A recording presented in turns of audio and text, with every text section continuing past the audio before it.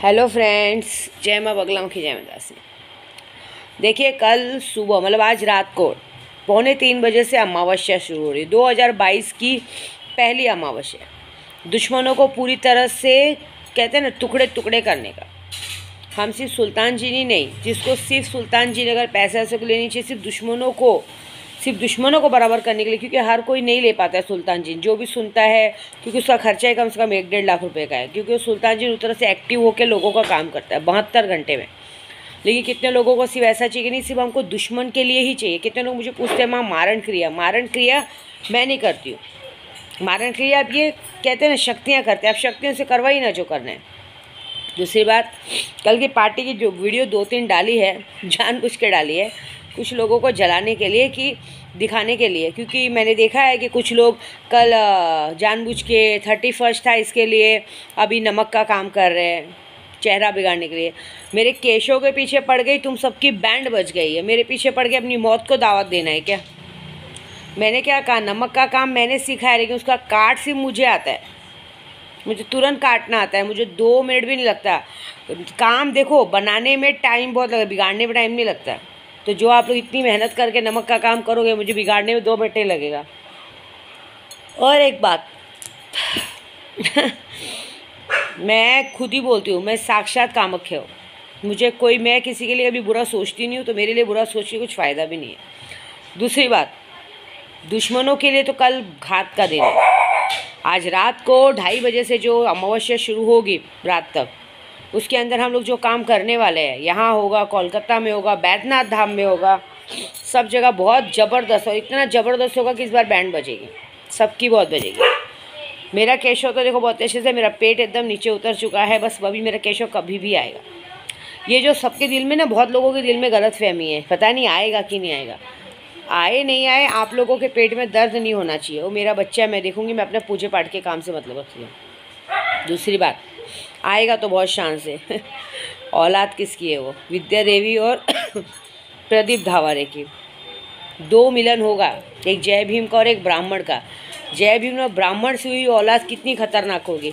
एक वो ज़बरदस्त आग है, और एक मैं एटम बम हूँ। ये दोनों जब फटे होंगे तो उसके अंदर से जो बॉम्ब निकलेगा वो कितना बड़ा होगा। और ऊपर से इतने लोगों की, उसकी इतनी मौसी लोग दिन रात उसके लिए पूजा कर रही है। हाजिदा है, स्नेहलता है, और भी बहुत लोग हैं। दिन रात सब दुआएं कर रहे हैं।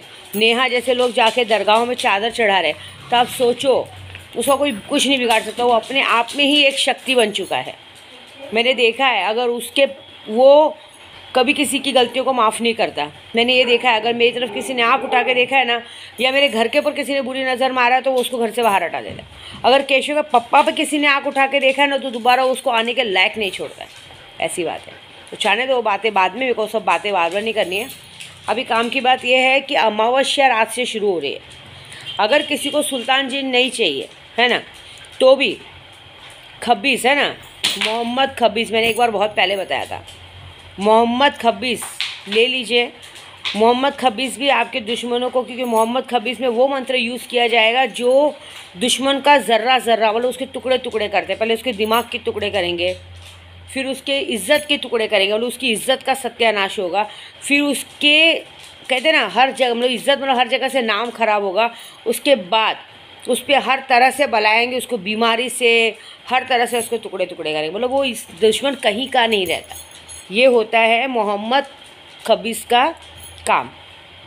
और ये बहुत मतलब कुछ ही घंटों में, मतलब कहते हैं ना, आज आप शुरू करेंगे 72 घंटे में आपको रिजल्ट है।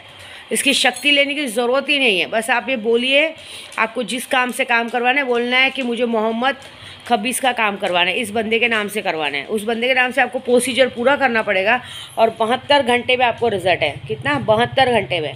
नहीं मिला ना तो आपका जूता मेरा सर। मैं तो बाबा देखो, कोई करे ना करे, मैं तो कल अपने दुश्मनों के लिए बड़े इंतजाम से हम लोग ने इंतज़ाम किया है कि कल का जो, क्योंकि ये कोई भी मतलब हम 72 घंटा बहुत ज़्यादा बोल रहे हैं।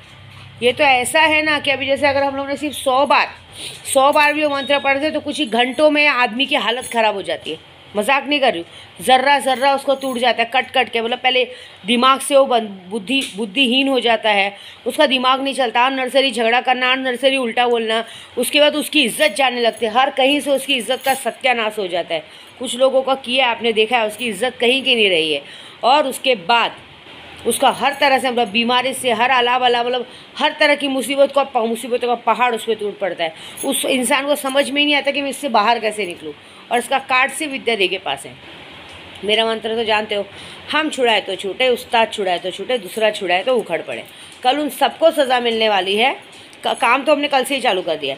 जो मेरे केशव के पीछे पड़ रहा है, जो मेरे और केशव के पप्पा के पीछे पड़ रहा है, जो मेरे केशव के पप्पा पे नज़र लगाता है, जो भूल जाता है कि विद्या देवी एक औरत नहीं है, एक पिचासनी है, एक राक्षसी नहीं, एक कहते हैं ना अघोरी है।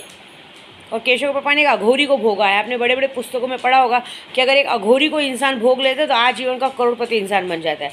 और उसे दूर करने की किसी ने कोशिश की तो उसकी 7 पीढ़ियाँ बिगड़ जाती हैं, निर्वंशी होती हैं। उनके वंश में कभी संतान का सुख नहीं होता। ये बात है, मैं मजाक नहीं कर रही हूँ।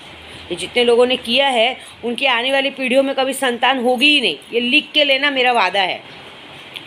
क्योंकि कहते हैं ना, मेरे इस छोटे से बच्चे ने किसी का कुछ नहीं बिगाड़ा है।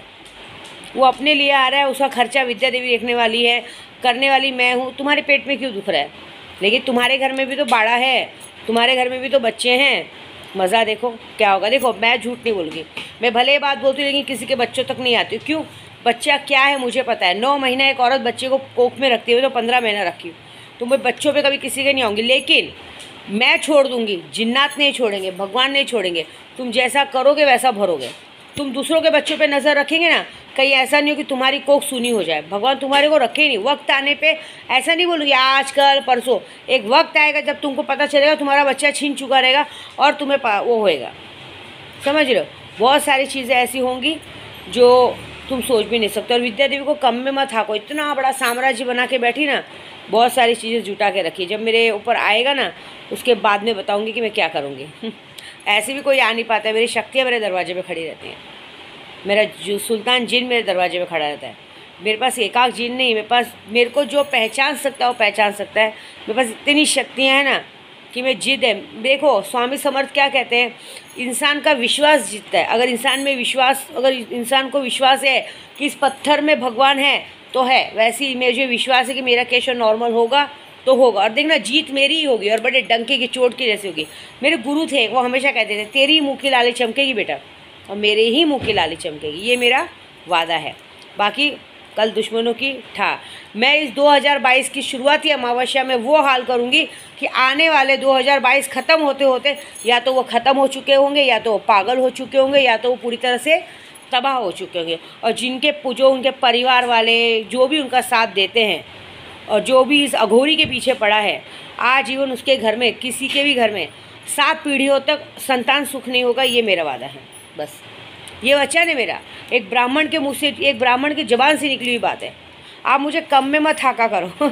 मैं सिर्फ मंत्रों से बैंड नहीं बजाती, मैं और भी लोगों से बैंड बजा सकती हूँ, लेकिन मुझे आदमियों की ज़रूरत नहीं, मेरा मंत्र ही काफ़ी है। मैंने देखा है जो भी मुझसे पंगा लेता है ना, मैं उसको कहीं का नहीं छोड़ती। देखो 2022 में क्या करती हूँ। मेरे केशव के पीछे पड़े ना, जब तुम्हारी 7 पीढ़ी में तुम लोग निर्बंसी मरोगे, तुमको कोई आग लगाने वाला नहीं बचेगा, तब तुमको पता चलेगा कि हमने ये गलती क्यों की थी। बस बाकी मेरी वीडियो पसंद आए तो गाली देना मत भूलना। और हाँ, मैंने अपने और केशव के पापा की वीडियो डाली है डांस वाली, कल की 31 की। थोड़ा देख के जलना, भूलना और मर जाना। जय माता दी।